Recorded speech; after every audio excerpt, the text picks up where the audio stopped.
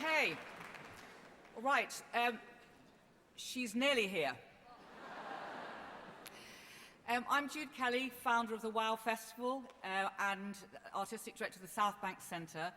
And it is obviously my privilege to interview Angela Davis for the second time in my life, but also to deliver her to you, who I know have waited so eagerly and so excited to have her here in London with us. Some of you are very familiar with her work and her history, some of you maybe less so. I want to take the opportunity just to read from a piece by Cornel West about Angela that he wrote as a preface for this book, which I really would encourage everybody to get hold of. Freedom is a constant struggle, where you can hear some of Angela's thoughts in interviews. But I think that this piece that he writes helps all of us to understand who we have in our midst. Angela Davis is one of the few great long-distance intellectual freedom fighters in the world. From the revolutionary mass movements of the 1960s to the insurgent social motion in our day, Angela Davis has remained steadfast in her focus on the wretched of the earth. In stark contrast to most leftists in the academy, her structural analysis and courageous practice have come at a tremendous cost in her life and in her well-being. As a new assistant professor of philosophy, she was demonized by Governor Ronald Reagan in California. The University of California Board of Regents stripped her of her academic position owing to her membership of the Communist Party. She was put at the top of FBI's most wanted list, on the run from the police forces of the US empire, and incarcerated after her capture. Her grace and dignity during a historic court trial electrified the world.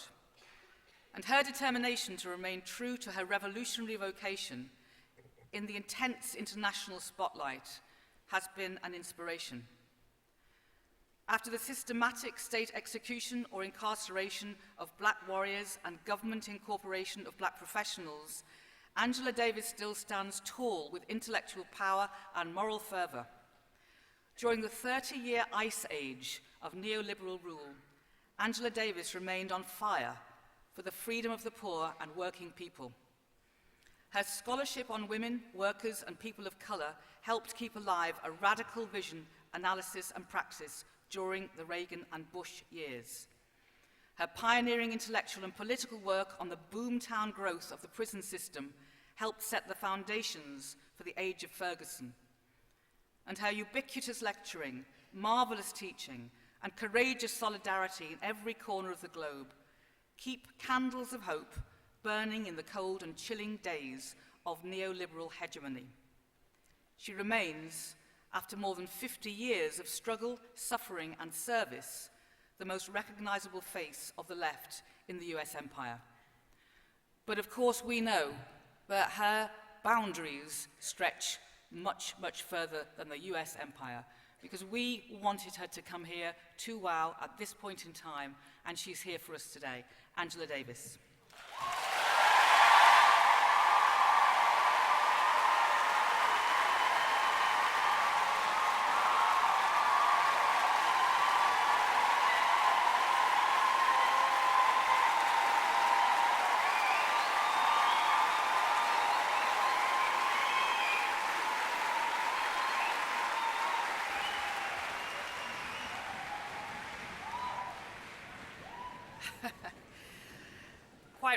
Quite right. Could you put the lights up full on the audience, please? We do want to make this, thank you, a very shared debate.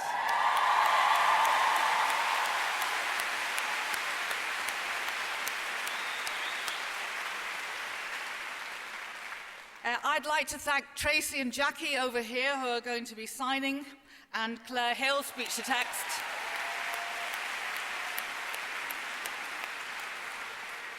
And although we started a little late, lights, please, on them too. Yep, there we are, that's right. Tracy and Jackie. And although we started a little late, we will do the full hour, so please don't worry about that. And we will spend some time in conversation with each other, and then we will make sure that you also have a full half an hour for conversation too and questions. We will not be able to get to all of you. One of the things that in this book you say, when you were, I think, looking at the Washington Monument one day, you said, how do you address the contradiction of progress and regression at the same time? And we were reflecting about the incredible change to many rights that have happened, and yet at the same time, here we are in a situation where we have Trump elected, a very, very great set of schisms across the world, and a huge amount of turbulence that suggests that actually we haven't got a consolidated sense that we want to fight for human justice all together. And I was wondering, now that this election has happened, what you think needs to happen in terms of conversations, not just in America, but the rest of the world.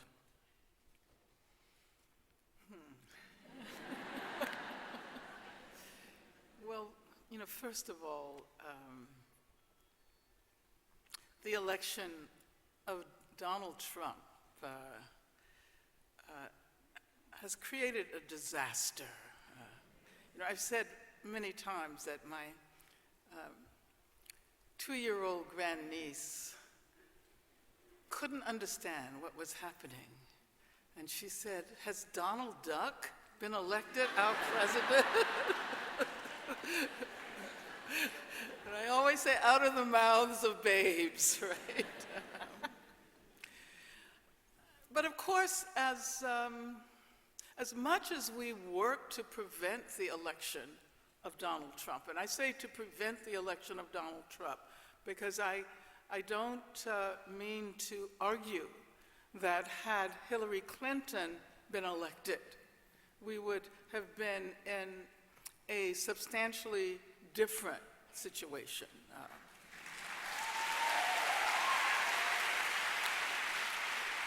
The difference, it seems to me, would have been that we would have had more room, more space to do the organizing we need to do during this period. But at the same time, when Trump was elected, people began to respond in amazing ways. I myself, as someone who has been involved in activism literally all of my life, I've never experienced, even during the height of radical movements in the late 1960s and the early 1970s, the kind of mandate for resistance that people are producing these days. So yes, on that day when I visited the MLK Memorial, which incidentally was on the occasion of the second inauguration of Barack Obama, after a counter-inaugural event, after a ball that was called a Peace Ball, Voices of Resistance.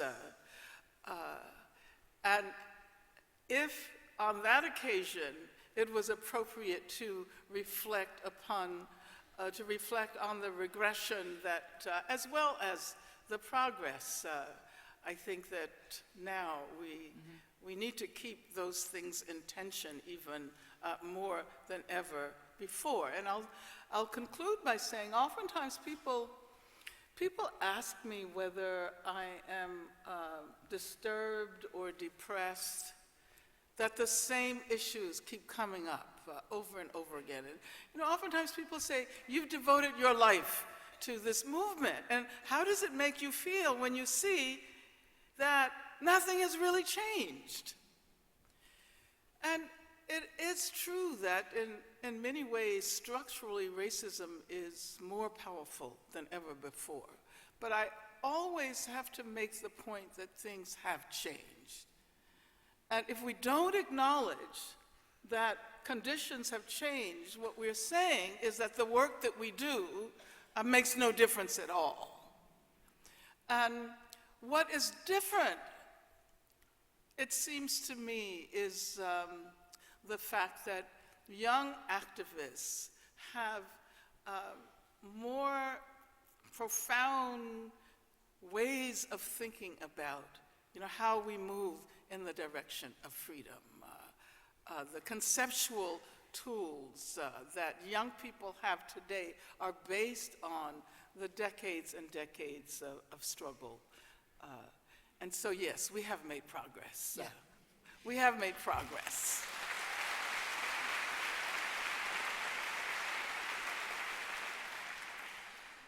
I'm glad you said that, because I think, again, in the book you talked about the fact that in a sense one has a duty to be optimistic, almost like it is part of the nature of activism to be optimistic, even if there are pessimistic circumstances.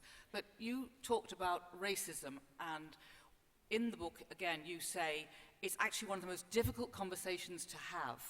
And you quote a moment when Obama says, well, actually, we've had enough conversations about it, and we ought to take action.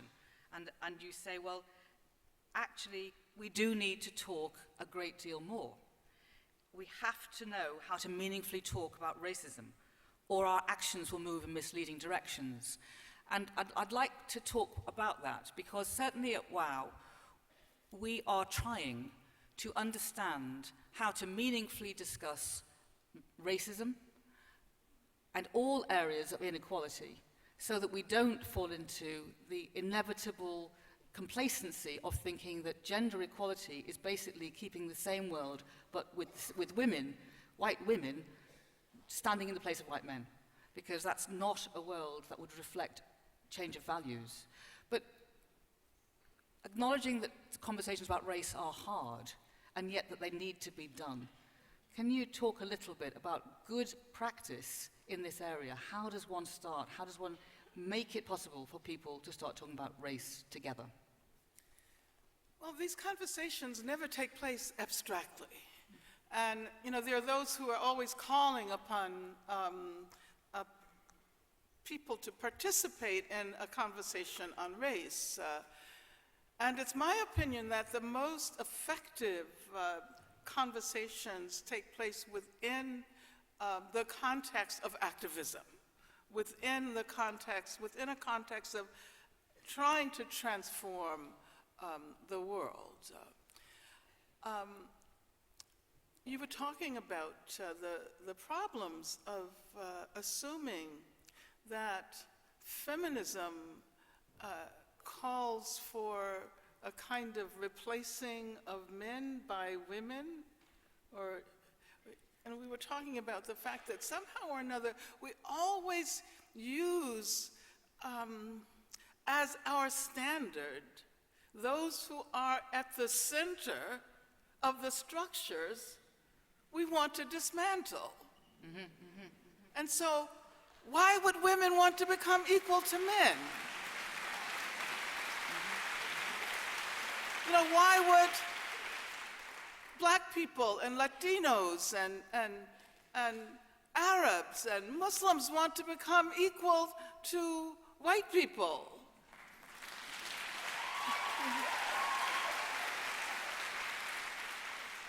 Why would the LGBTQ community want to become equal in the context of heteropatriarchy? And it's so interesting that, somehow we get pulled into these contradictions that make very little sense. Contradictions can be very productive, mind me. I'm not saying shy away from contradictions. But what I am suggesting is that we have to be aware of the extent to which assimilationalism always tends to reign. You solve racism by integrating Black people and people of color into a white supremacist society without thinking about what it is we need to do in order to transform that society.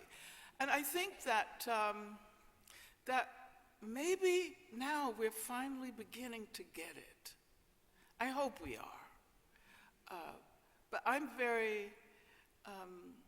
I'm very optimistic. Let me use the term that you used. And of course, I often, borrow Antonio Gramsci's notion of pessimism of the intellect, but optimism of the will. Yes, we always have to believe that ultimately we will be able to change the world. And I say ultimately because this is not a context within which we're going to immediately witness the consequences of the work we do. And I think that today, in 2017, as we try to generate powerful resistance movements against Islamophobia, to protect undocumented immigrants, to protect the rights of trans people, that we're drawing upon forces and we're drawing upon energies that have been created over decades. So now we're, in a sense, reaping the fruits of the work that people, activists like ourselves, and I hope that the fact that there's so many people in the audience means that there are many people who identify as activists. Am I right? Yes.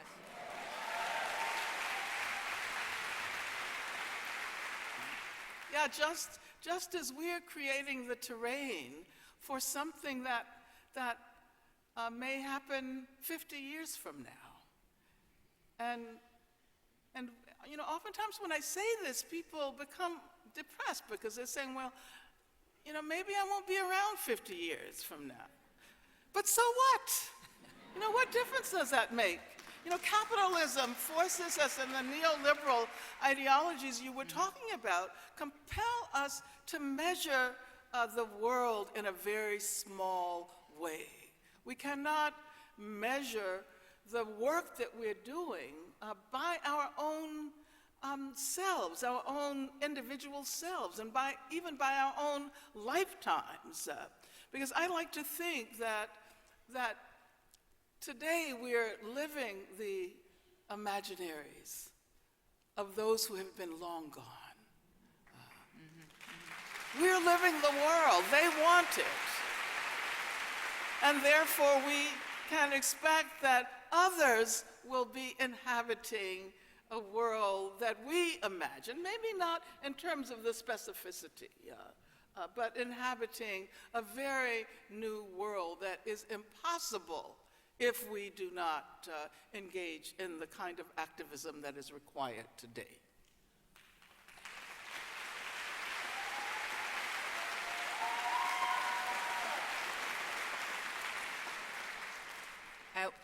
Some of the wows that we do, in particular one that matters a lot, is the wow in Catherine, which is the Aboriginal community who've done wows for the last 4 years. And when I first went to those wows, and obviously they talk always about the ancestors, their ancestors, and they speak of that as an absolute reality. And I remember initially respecting and then suddenly identifying in a way that you've just said, which is that women who've been before and men who've been before, we stand on their shoulders, we live with the rights that they imagined. And we were talking earlier about imagining a world that we can't yet touch or feel at all because it's like a fourth dimension. It's not a matriarchy, it's not something that used to exist, it's a different kind of space altogether that doesn't replicate what we've already got with the furniture rearranged. And we look to history to some extent to teach us about the future. We were talking earlier about this phrase intersectionality, which is sort of something that people are now grappling with. Some understand it deeply, some have lived it deeply, some are understanding it for the first time and trying to work out their responsibility within it. But it's not new. It's something which history has explored, and you indeed wrote about in the 60s and the 70s. Why do you think, even though it's been analysed so clearly 50 years ago, it's surfaced now as something which people are prepared to discuss? Well, first of all, let me say that I really appreciate, Jude, the fact that you brought up the cosmologies of indigenous people, because I think that we have a great deal to learn from those ways of thinking about the world, those ways of bringing the past and present and future together.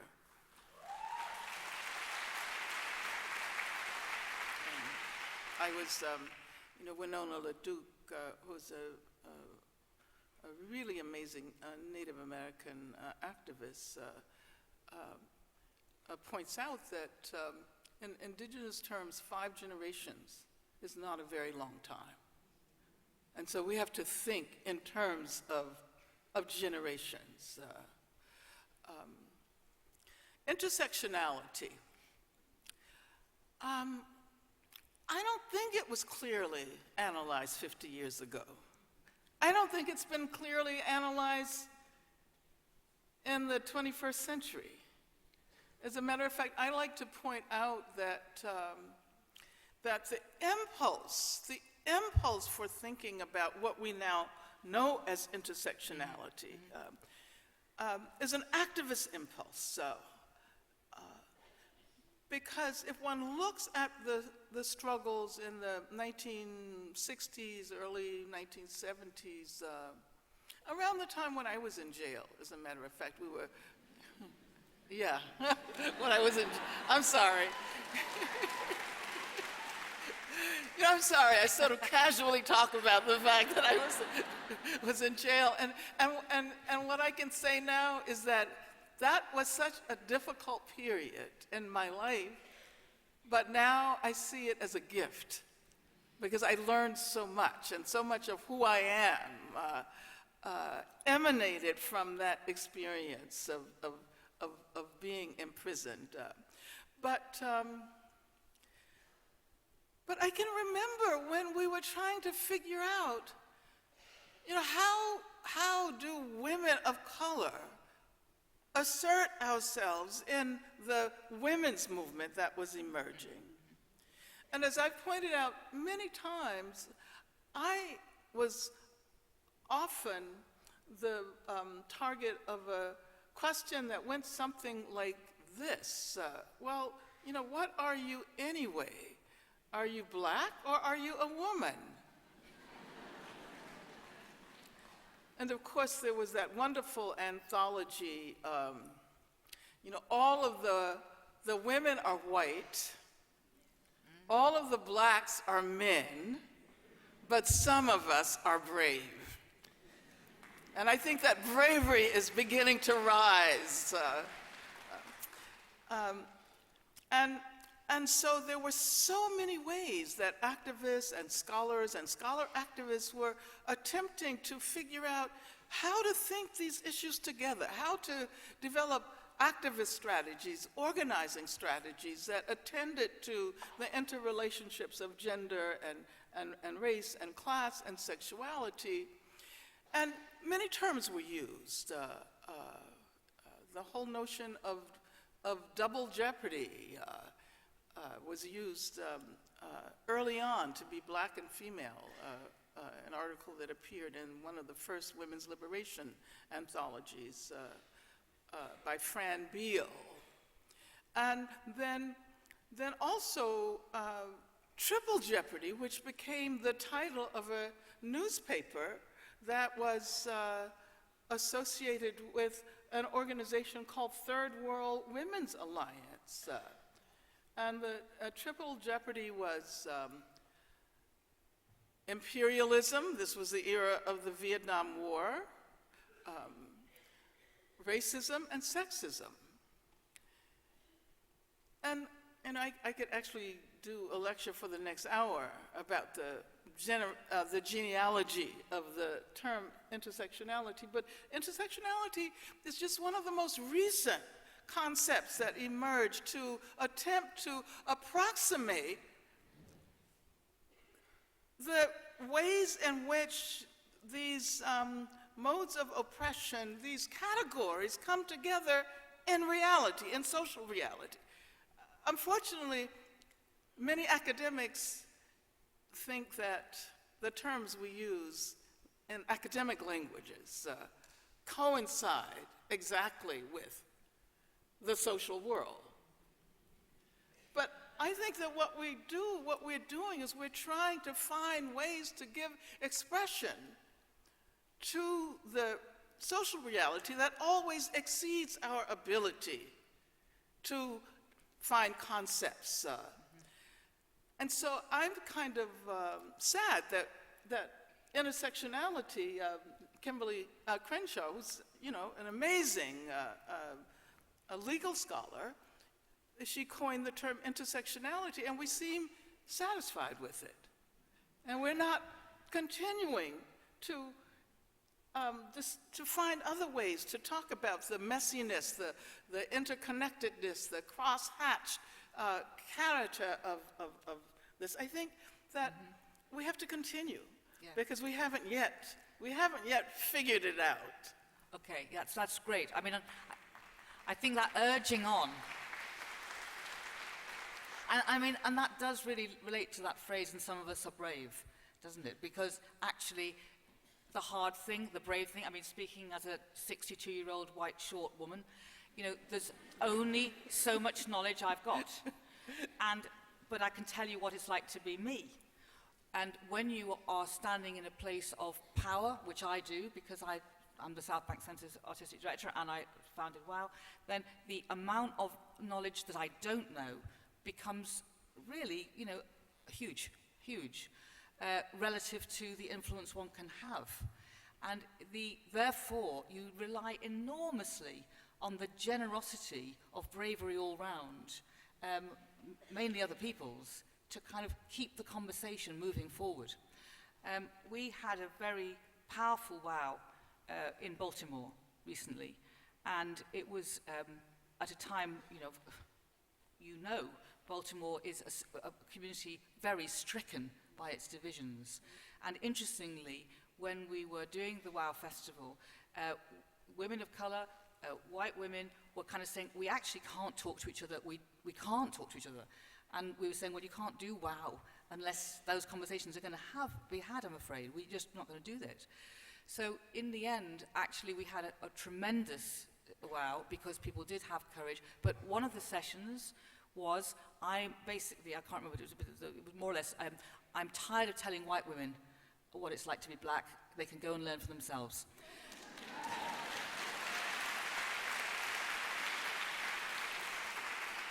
And you thought, fair dues, because, I've often felt like that with men, where they say, well, can't you explain feminism to me again? And you say, no, actually, I can't. But I'd like to know, where do you think the black feminist movement, because actually in Baltimore, some of those women were saying, we're not going to use the word feminist either. It's not a word we want to use. We'll use sisterhood, but not feminism, because, it's been purloined and owned by white women, by middle-class women. So it's important, and actually just, not to hold on to this conversation too long, but the WOWs in other parts of the world, like Karachi or Somaliland, as we've done, feminism isn't a word that is instantly transferable because it is often associated with a group who have it and a group who haven't had it yet, or can't have it on those terms. So I don't know, where do you feel that we can learn as women from the black feminist investigation? Well, of course, the category women is so internally racialized. So we have to begin there and ask ourselves, well, who are we talking about when we say women? And it seems to me that we will have finally made some progress if women who have always been marginalized from the general category women, which has been about white middle-class women, if those who have had to struggle can become the sign of that category. And what would it be like to have, say, a black trans woman who has been involved in struggles against violence, struggles against the prison industrial complex? What would it be like for that woman to stand in as the sign of the category? Women. You know, as I was saying before, we always assume that those who are already privileged are the ones who become the standard. And why can't we assume that those who have had to struggle to be recognized, to struggle for recognition, to struggle for survival, to struggle for freedom, why cannot they become the sign of what we should strive for?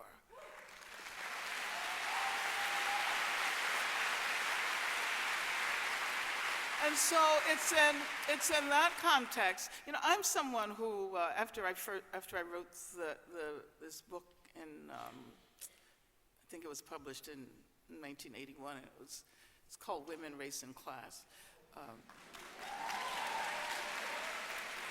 But I realized that I was being called a feminist then. And my response then was, I'm not a feminist.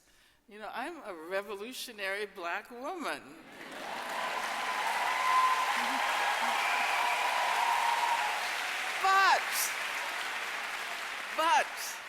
But over the years, black women, women of color have redefined the project of feminism.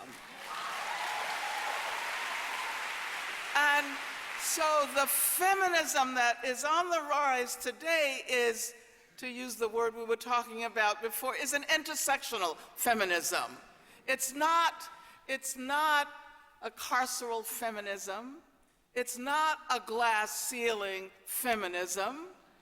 And it seems to me that someone like Hillary Clinton should have been insightful enough to recognize that metaphors really matter. You know, metaphors matter. And she constantly deployed the metaphor of penetrating the glass ceiling. Well, who's going to be in a position to penetrate the glass ceiling, to break through the glass ceiling, if not those who are already on top? And as my friend Michael Bennett, who's a black football player for the Seattle Seahawks, who just recently refused to participate in a delegation to Israel.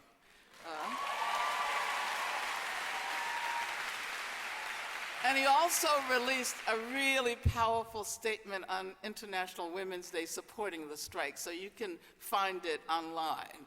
But he said that he stands not with those women who are trying to break the glass ceiling, but with those for whom the floor underneath them is constantly collapsing. Metaphors really matter.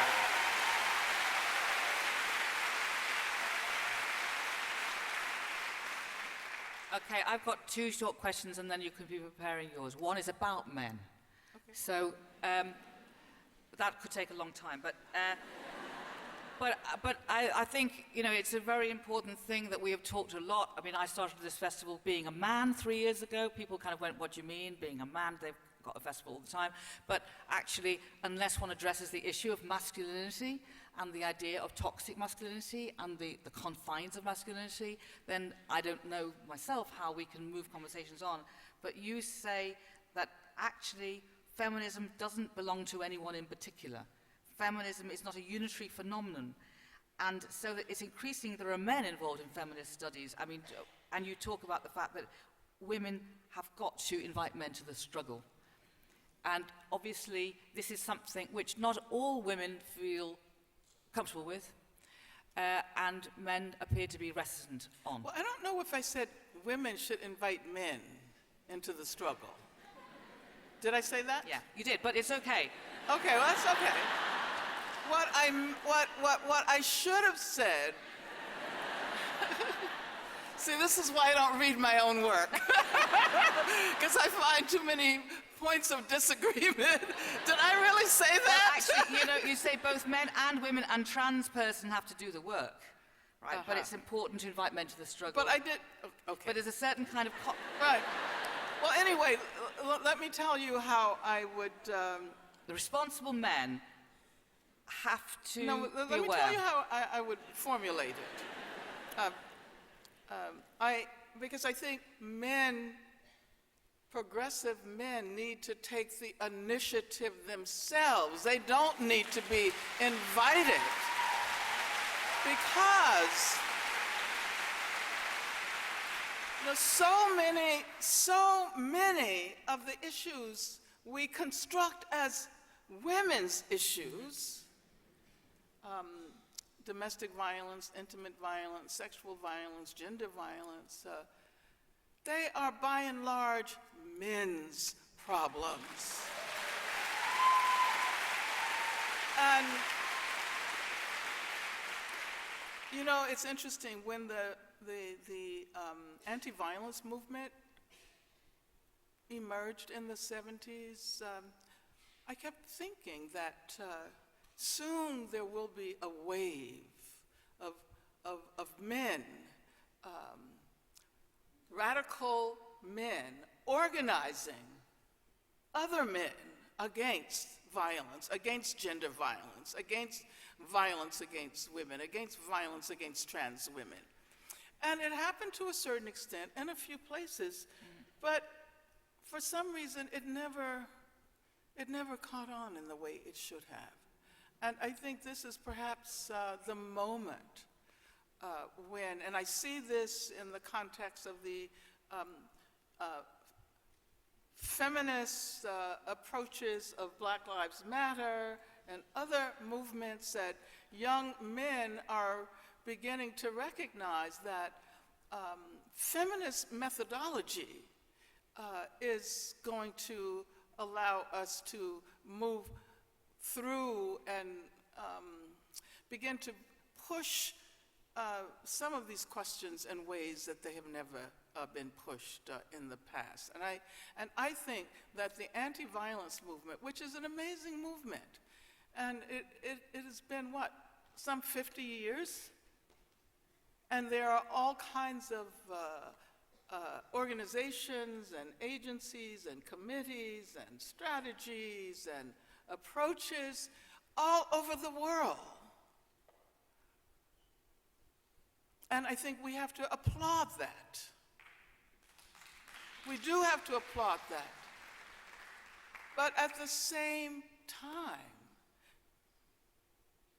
the incidence of violence against women, and when I say women, I'm trying to be inclusive, and I'm including trans women here, that violence, the incidence of violence against women remains the same.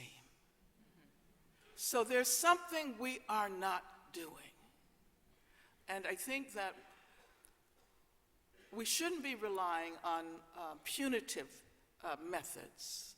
Many people assume that what you do is you throw the person in prison. You criminalize domestic violence or intimate violence and sexual violence, and you throw people in prison, and then the work is done. But of course, so many of us know that these methods of incarceration are designed not to solve the problems, but rather to make us forget about the fact that we have to engage so much more deeply with these issues. When people go to prison, the problem is forgotten. And because violence, especially sexual violence, is so hard to confront, to even think about. We find ourselves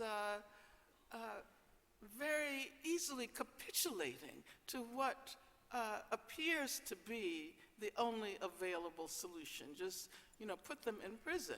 The more we put them in prison, the more violent they become. And the problem becomes reproduced and exacerbated.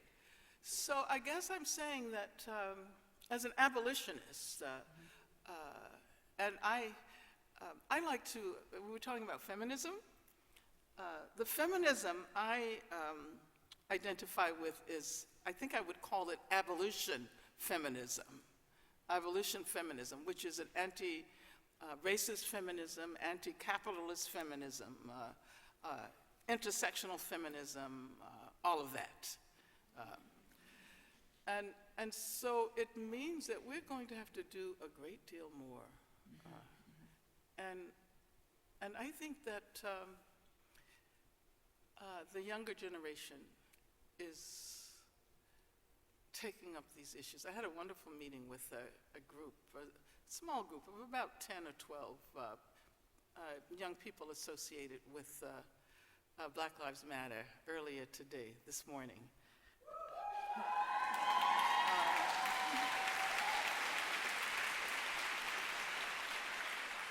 And one of the participants in the conversation was talking about how important it is for more experienced activists to acknowledge young people.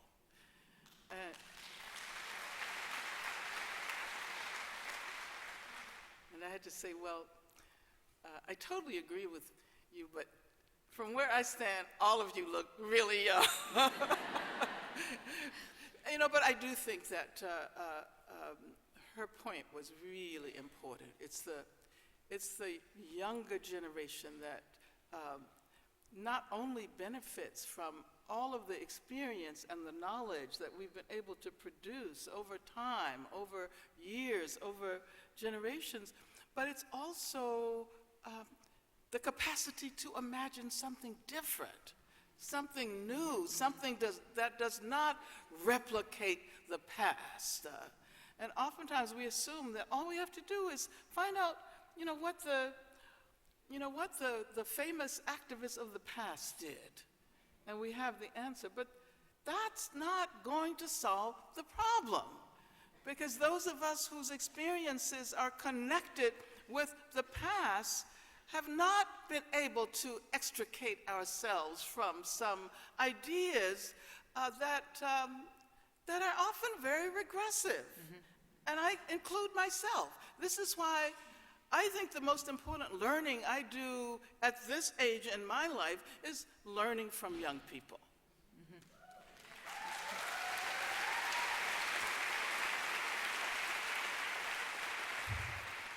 There's so much we could cover, but it's important to now take questions. One thing I would like to say is that because so much of Angela's work is looking at prisons, the violence of prisons, and we in this country have the first biggest prison population in Europe, and there is some mirroring going on. For those of you who don't know enough about that area of work, I would urge you to read Angela's writing on this subject, because this is another whole territory of work, which is absolutely pioneering and crucial. But I would like to now come to questions. So if you want to put the lights up even further, that would help. And I'm going to rely on the hosts to find the people who want to, okay. So could you put your hand up if you'd like to ask a question, please? It's a bit of a host, and could you just do a lot of running around? Yes, there's somebody up there. Thank you. And you'll have to wave and stand. You've got lights, yes? So I'm going to take 3 questions at this one time. Like, who's got the microphone? Yes, thank you. Woo! Right. Angela, it is a great honour to hear you speak again. I'm so humbled. Thank you. So my name is Sienna, and I did a workshop earlier about anger. Hey! Stop it, it's about Angela. And I did a workshop about reimagining anger and self-care. And what I want to ask you is this about the concept of anger. And I'm really interested in the notion of anger being a transformative emotion.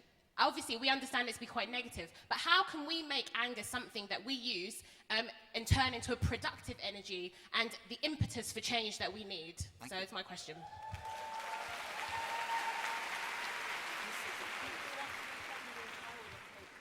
Okay, so the next question, please. Thank you. May I see your paper?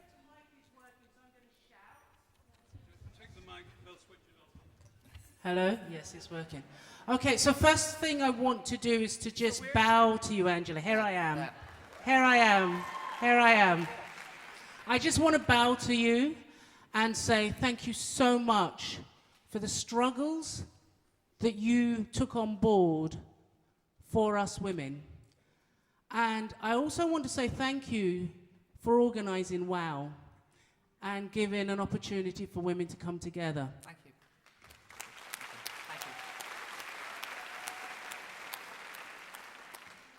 you.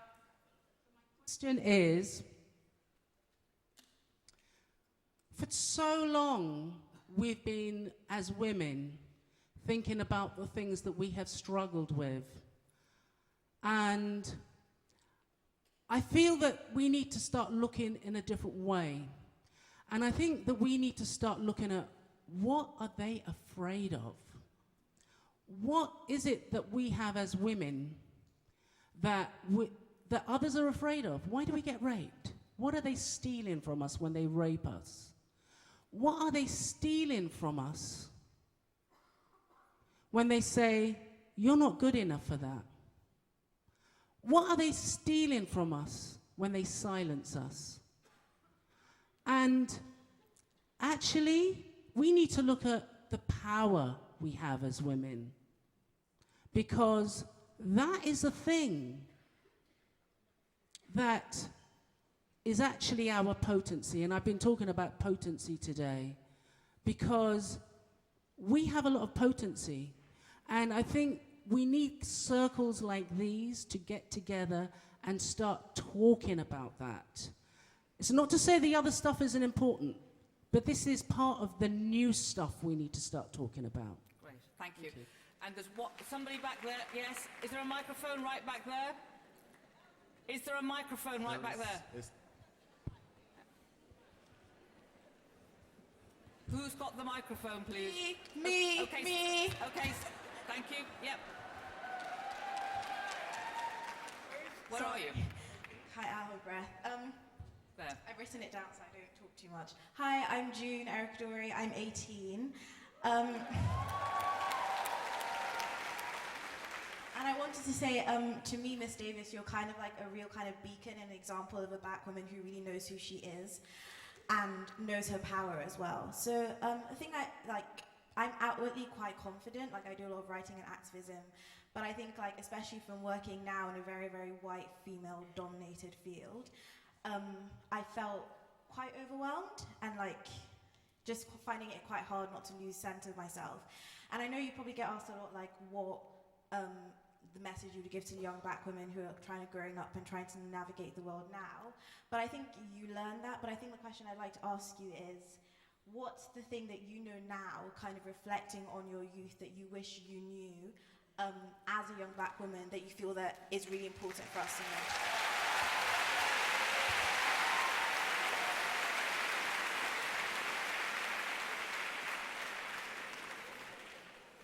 All right, so should I try to address the three questions? And I'm going to attempt to be as succinct as possible because I'm really enthusiastic about hearing as much from you and the audience as the time constraints will allow. Yeah, you're absolutely right. Anger can be a powerful force.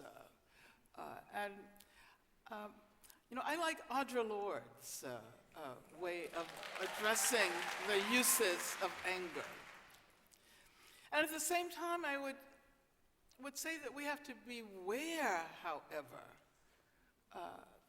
that we are not self-destructive in the expression of that anger, because sometimes it turns inward.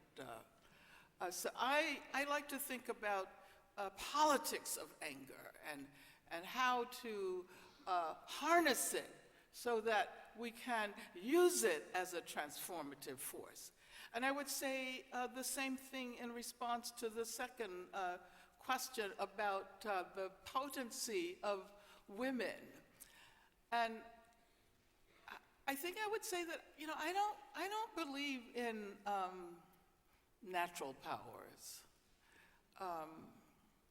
You know, I don't know whether we can say that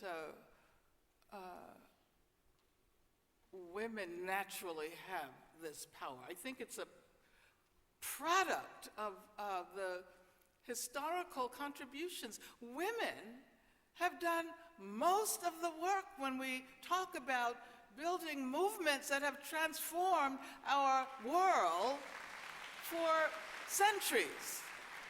And Jude and I were talking about a point that I often make about the extent to which what we know as the US civil rights movement, the mid-20th century civil rights movement, that is almost inevitably represented by Dr. Martin Luther King, right?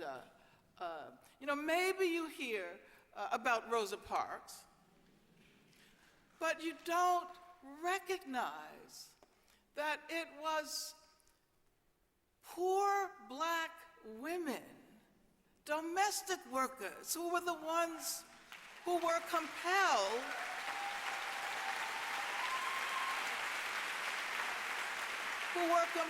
to ride the bus.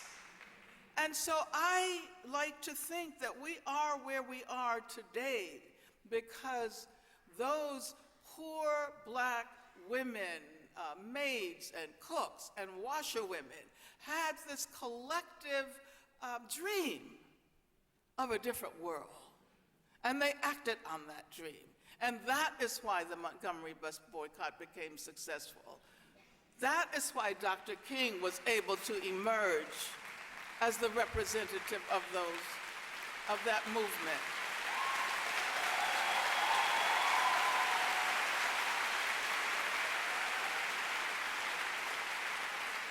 And I think that if we look at every mass movement, progressive mass movement, we will see that it's women who are doing the work. Women who have enabled this. And I think, you know, the men in the audience should stand up and applaud. Stand up and applaud. Absolutely.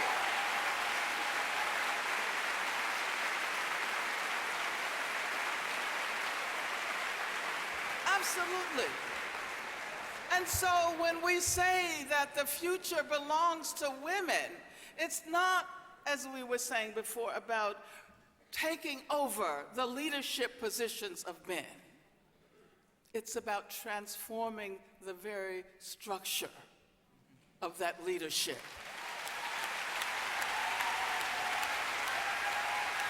And, you know, what is important now is that we don't see the emergence of masculinist, individualist,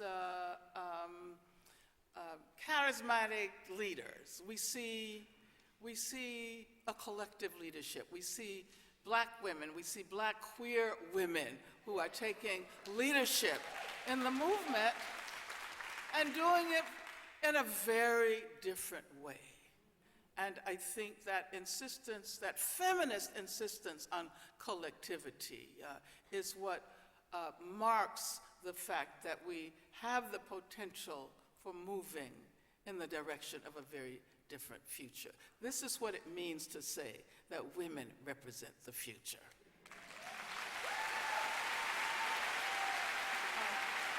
And the last question, you know, the question about what I would, what I wish I had known.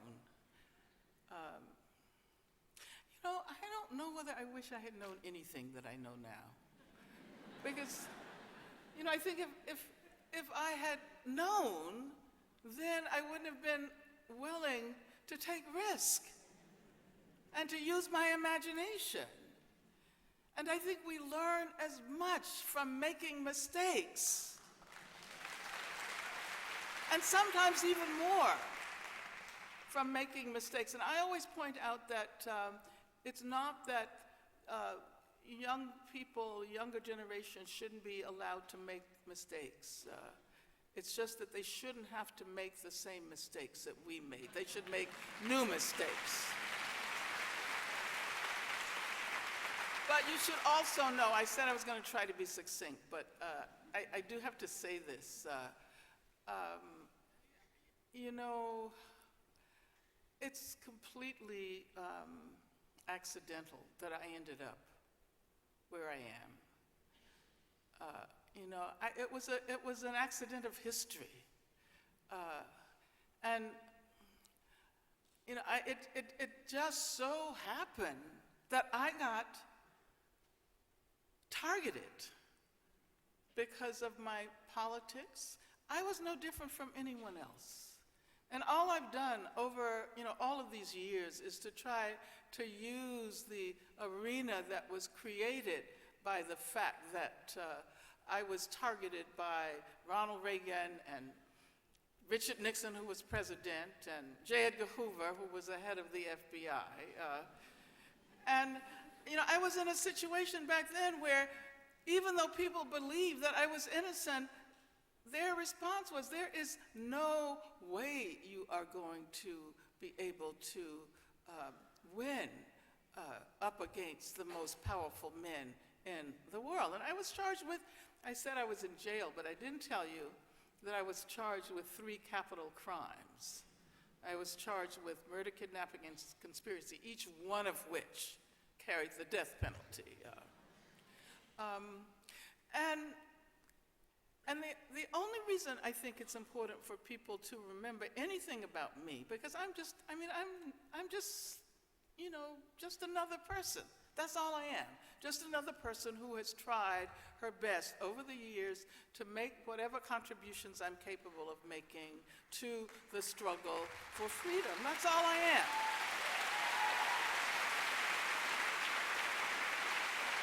But what is important to remember is that when people all over the world join the movement to save my life, they demonstrated, the millions of people, Europe, Africa, Asia, Latin America, the Middle East, the US, they demonstrated that if we come together, if we unite, we can achieve the impossible.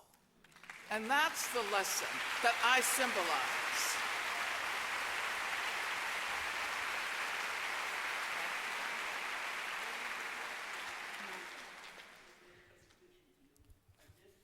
Hello. Hi, I'm Okay, Macy. just hold on, Macy. 1 second.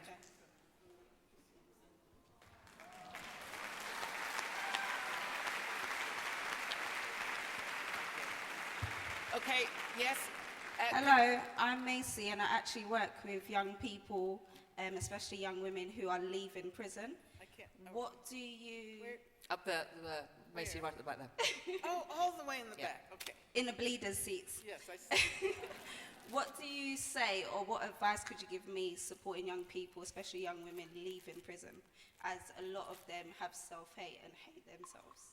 Okay, thank you, Macy. I've got anybody else? Where else? Who's got the microphone? Okay, have you got the microphone?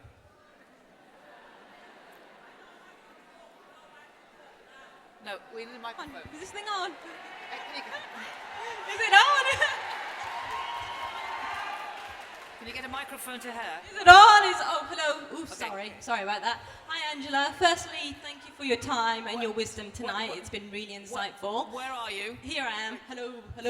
Okay. I know you're quite vocal and quite involved in the Palestinian struggle. that, please. I just wanted to know what... Free Palestine, everyone! Woo!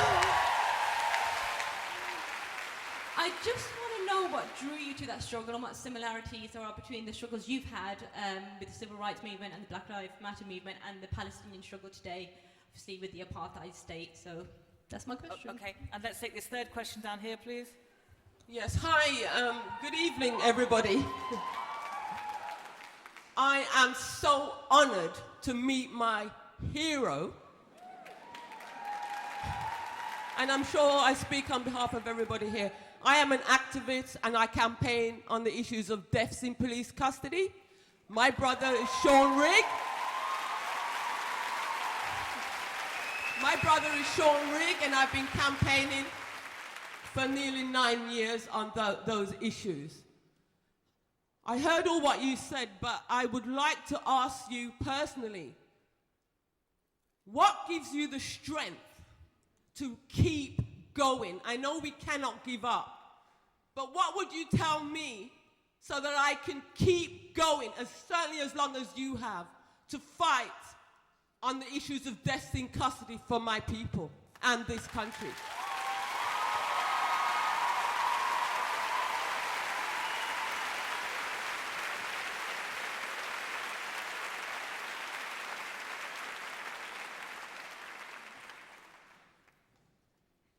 Thank you. The first question, how to support women in prison. I think that's a really important. Where are you? Yes, that's right. Okay. I think it's a really important question. People often assume that because all over the world men constitute the majority of prisoners, that it's a male issue. And as I was saying this morning to the group of young people from Black Lives Matter, feminism is not just about gender.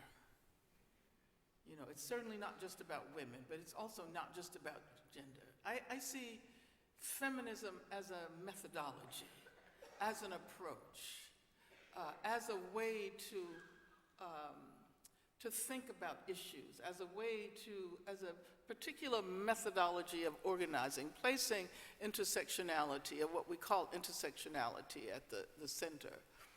And so it means that oftentimes what are considered to be minor issues, marginal issues, minoritized issues, are the issues that are most important to give us a sense of the way of the structure as a whole functions. And so while women constitute 5, 7, 10% at the most of the prison populations throughout the world, and I need to say, though, that 1/3 of all women in prison are in prison in the United States of America. This is why we call the U.S. a carceral nation.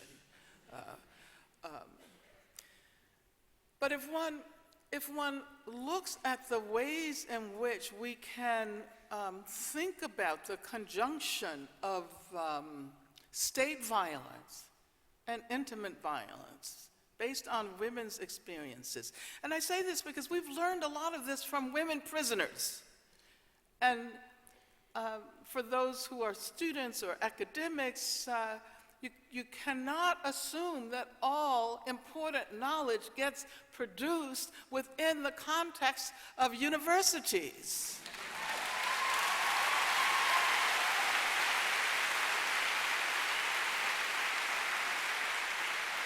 And so I'll never forget the insight that came from women prisoners who said that the violence I experience inside prison feels exactly like the violence I experienced as a target of intimate abuse or domestic violence. And so that notion of the intersectionality, the interconnectedness of state violence or institutional violence on the one hand, and intimate violence or individual violence on the other hand, came as a result of the insights of women in prison. You know, I was also saying this morning that some years ago, when trans prisoners began to argue that the movement as a whole, the movement against the prison industrial complex, had to take up the issue of the rights of trans prisoners. We did not realize then, this was quite many, many years ago. You know, it takes a while for these issues to emerge in ways that allow us to develop a discourse, a popular discourse about them. But I can remember when we began to say, or the insights came from trans people in prison, especially trans women in prison, who began to talk about the way the institution as a whole is a gendering apparatus. So it's not just a question of having to protect the rights of a relatively small population.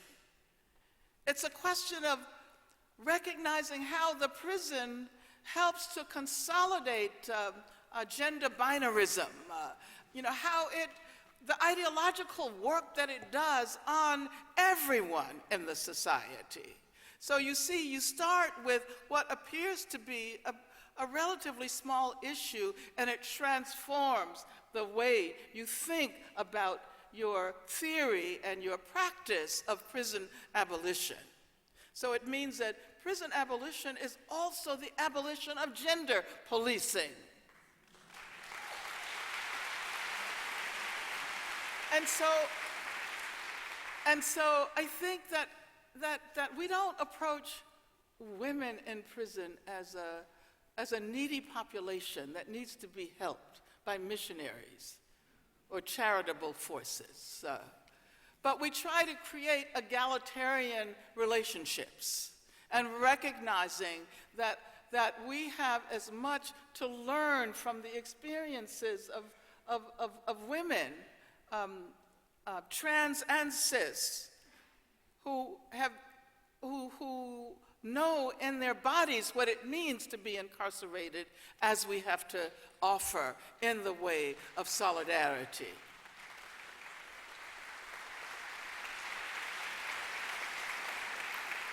Palestine. Thank you so much for raising, yeah, I see you right there. You asked how I became involved in Palestine solidarity. Actually, my story is really interesting because I went to a Jewish university.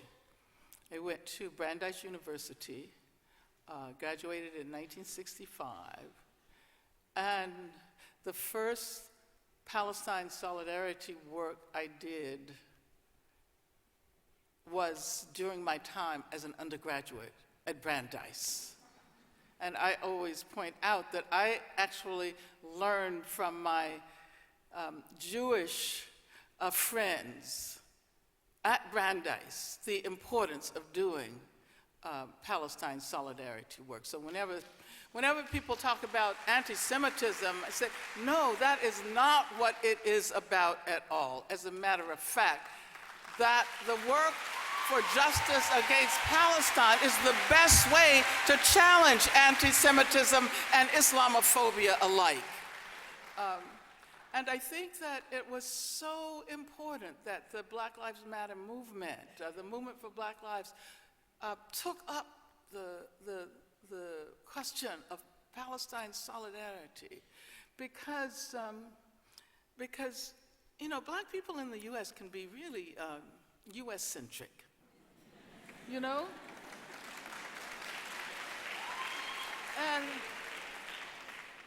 And I think we've gotten so used to being the people who are helped by solidarity efforts all over the world. And this has been going on for centuries, right? I was just in Northern Ireland, and we were talking about the fact that Frederick Douglass traveled to Ireland to help generate solidarity. Well, it's about time that black people in the U.S. learned how to offer solidarity. And Palestine has been so helpful in building an abolitionist movement and moving away, and I think this has to do with the question, with your comments about deaths in custody, moving away from the individualized approach that only wants to see the individual perpetrator of the crime, the murder, or whatever it is, brought to justice. We can continue to do that for eons, and the structures will remain. The racist structures of state violence will remain. And so Palestine taught us that we had to be more attentive, first of all, to the connection between the current production of anti-black racism and Islamophobia. And we have to recognize that it is perhaps more important than ever before to stand up against Islamophobia, because Islamophobia is the most violent expression of racism today. And recognizing, of course, that women are the first targets of Islamophobia all over the world. But the point I also wanted to make is that we recognize that movements against police violence, against prison violence, are not only about dealing with those modes of violence within the U.S., but about recognizing the global connections, recognizing the impact of global capitalism, which we haven't really talked about this evening, and I don't know why. I should have brought it up before. I always do. But when Palestinian activists saw the imagery from Ferguson in the summer of 2014, and they recognized the tear gas canisters. They recognized that the tear gas canisters were produced by the same company that produced the tear gas that was used by the Israeli military against Palestinians in occupied Palestine. Something clicked then. And so we became aware, young people became aware that the struggle against police violence is not just around saving people's lives, but it's around, and it is, fundamentally that is what it is about, but it's about acknowledging the militarization of police forces, and that we had to do a lot more than demand that these officers be brought to justice. Because if being brought to justice simply means to send them to prison, then we're like helping to, you see what I'm saying? So as a result, in part of this connection with Palestine, the popular analyses became so much more complicated and so much more important with respect to the intersectionality of struggles today.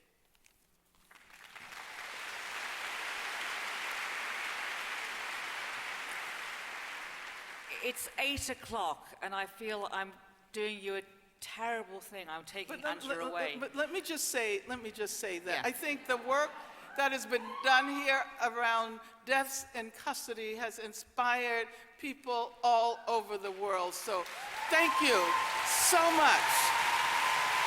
Thank you so much.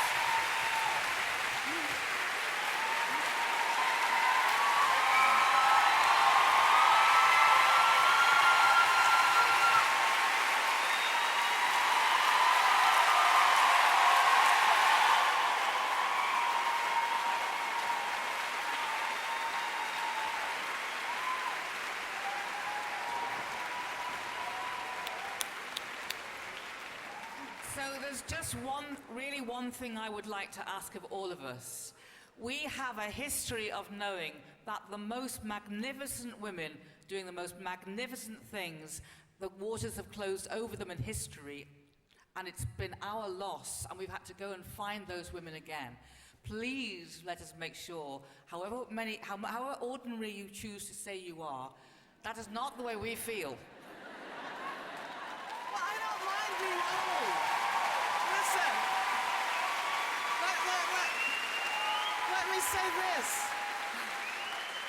You know, age is something that I'm very proud of. I am so happy that I'm a survivor and that I can bear witness for all of those who are no longer here. I see myself as representing all of those who didn't make it this far. Right.